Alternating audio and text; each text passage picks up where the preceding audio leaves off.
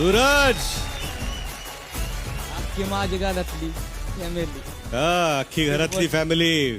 पहिल्या दिवसापासून तुम्ही म्हणत होता की ट्रॉफी तुम्ही घेऊन जाणार.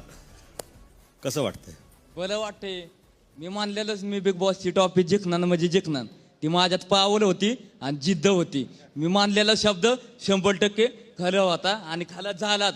ओम नमः शिवाय शिवशंभो हर हर महादेव. आई मरे माता.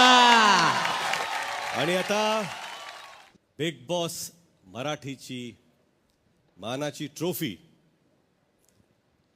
प्रदान करण्यासाठी मी बोलवत आहे स्वतःला. जोरदार टाळ्यांमध्ये माझं स्वागत करावं. Come on!